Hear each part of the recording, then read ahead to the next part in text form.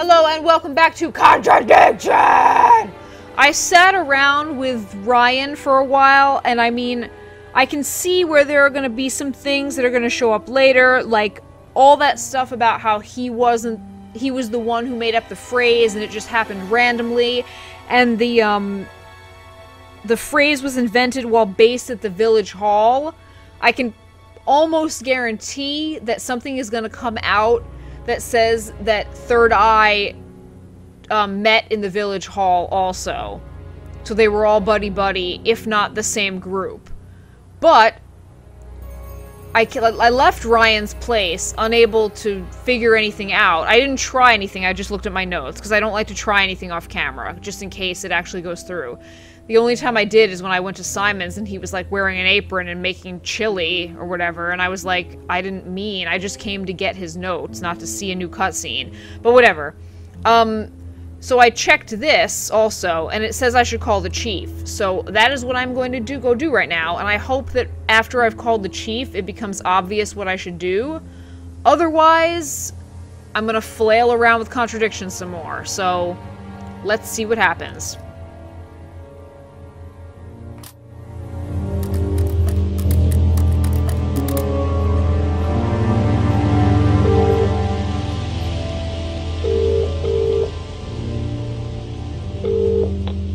Tell me what you know, Jenks. I'm a bit lost for ideas at the moment, to be honest, sir. Anything else happened? Oh, really? Did I mention the student in the woods?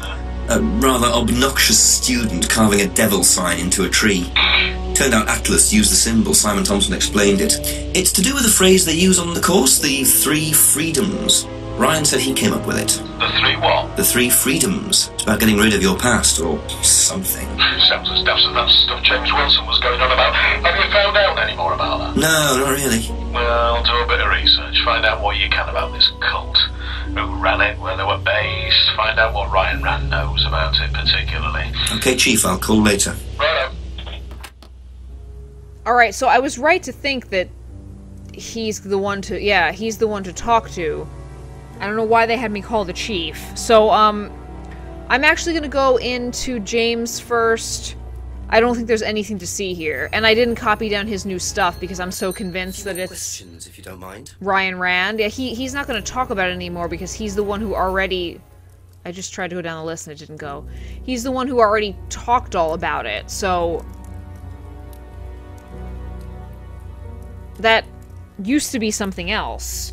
That used to say that he hadn't met Liam. I guess it changed when he went on his rant.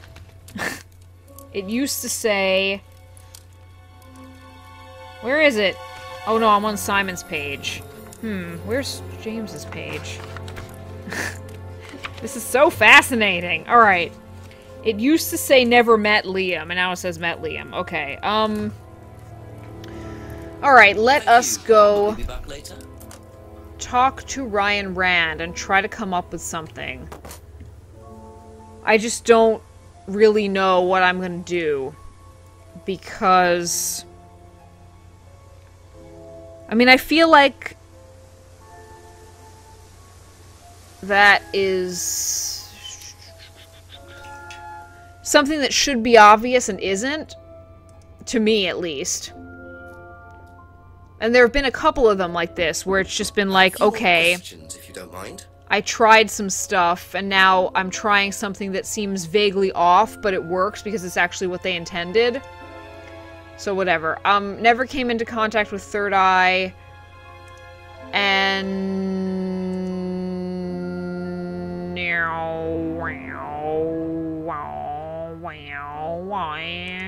let's just try some shit. Oh, okay! According to the flyer, this Third Eye group was based at the village hall, is that right? Was it? That's where you were based, wasn't it? Yeah, you said you invented the Atlas phrase, free to be free, while you were based at the village hall. So I did. So you must have come into contact with Third Eye at some point. You were using the same hall. Well, I'm afraid I haven't been entirely honest with you, Inspector.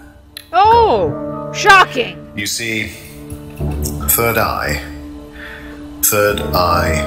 is, or was, Atlas under a different name. Sorry.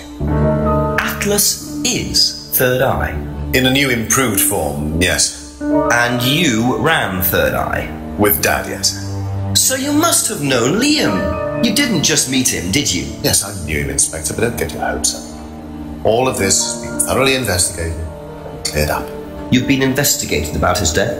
They dropped the case. We didn't have anything to do with it. Well, when I say drop the case, I mean a police investigation is one thing, but what the public thinks is another. They threatened to go public, and then James bloody Wilson started distributing his flyers, and that was it. No choice. It was an end to it. You had to change the name.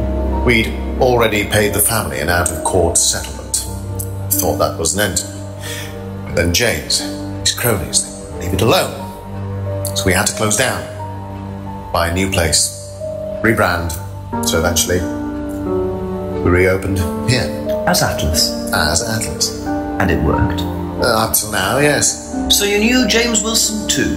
We knew James, but he didn't know us as such. Oh, he was very quick to shoot us down, but he didn't do anything like actually coming to the course to see what he was about. So James wouldn't know that you were now running Atlas? Not unless he came to one of our courses. And how much of all that stuff was true? ECT machines, brainwashing?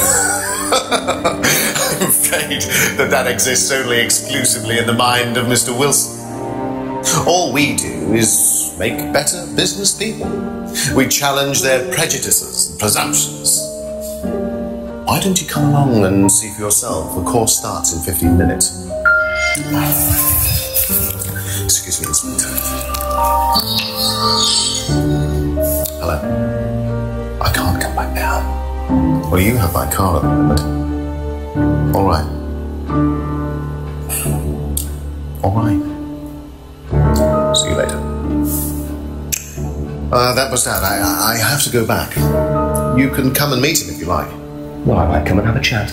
Come with me. 8 o'clock! To be perfectly honest, Dad's a great businessman, but he lacks imagination. He does, however, believe in the power of the individual when taught by the right teacher, of course. Ryan! In here. Just coming. He's through here.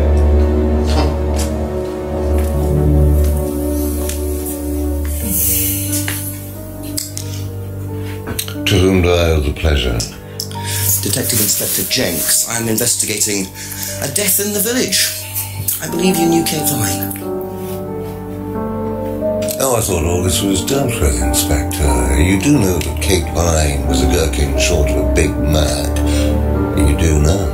Father. You must forgive my son, Inspector. He still can't summon up the courage to come straight to the point. So what do you want to know?